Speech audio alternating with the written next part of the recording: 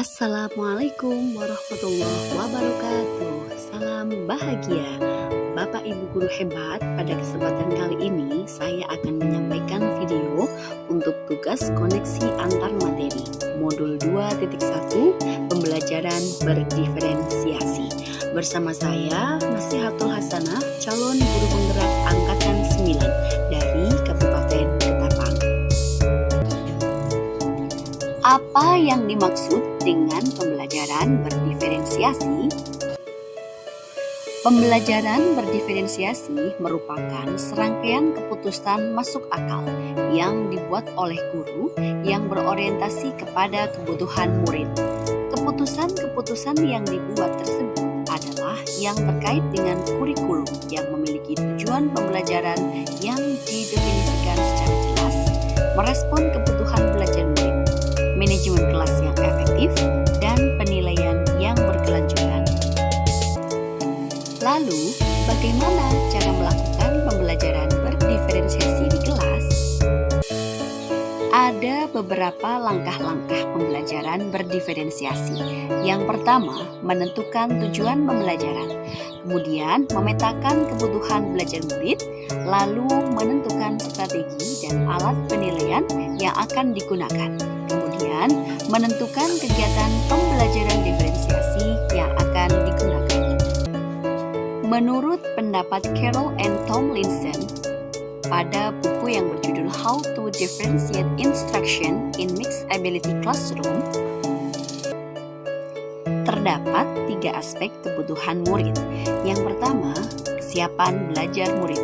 Yang kedua, minat murid. Dan yang ketiga, profil belajar murid.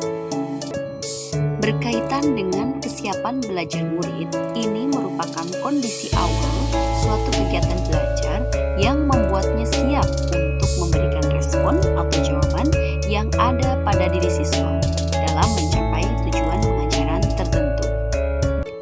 Kemudian, minat murid merupakan suatu keadaan mental yang menghasilkan respon terarah kepada suatu situasi atau objek tertentu yang menyenangkan dan memberikan kepuasan pada diri murid. Berkaitan dengan profil belajar murid, hal ini merupakan hal-hal yang mengacu pada cara-cara bagaimana kita sebagai individu paling baik belajar. Tujuannya adalah untuk memberikan kesempatan kepada murid untuk belajar secara natural dan efisien. Lalu, kebutuhan belajar murid dapat diidentifikasi dengan cara-cara sebagai berikut. Yang pertama, mengamati perilaku murid-murid. Kemudian, mengidentifikasi pengetahuan awal.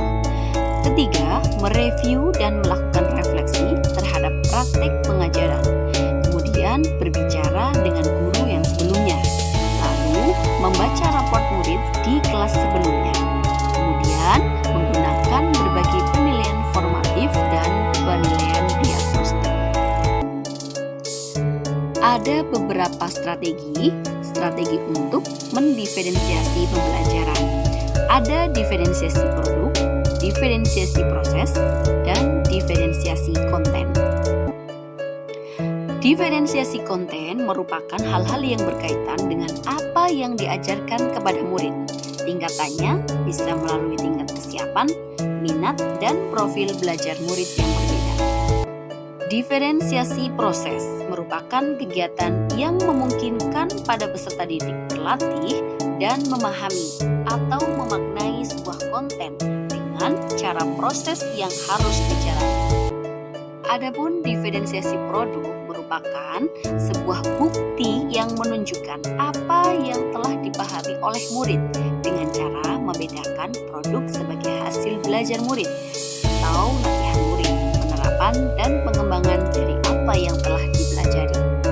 Kemudian, pembahasan yang berikutnya ialah adakah keterkaitan di antara modul 2.1 ini atau pembelajaran diferensiasi dengan modul-modul lain yang telah dipelajari?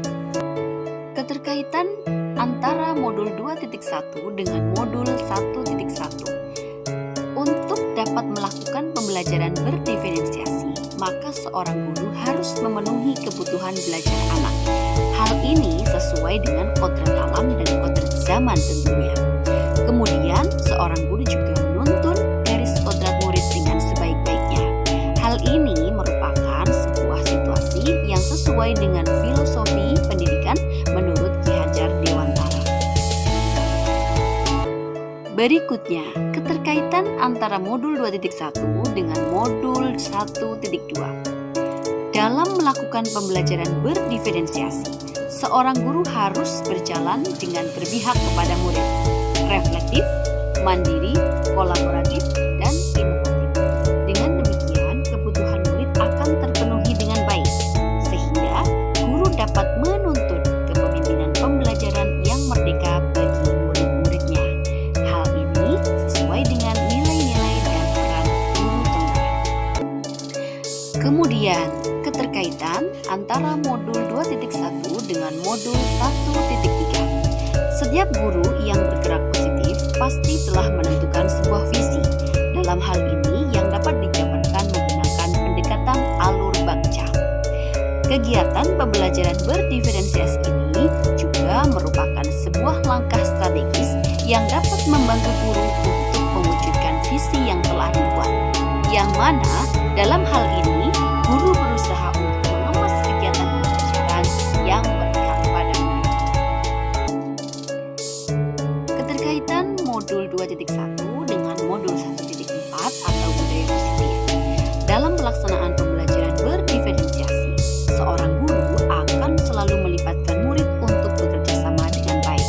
Dalam hal ini, guru juga akan membantu murid untuk menyusun keyakinan kelas bersama-sama yang kemudian akan disepakati bersama-sama. Hal ini bertujuan untuk memperlancar kegiatan belajar murid dan membantu murid untuk memahami setiap materi yang dipelajari.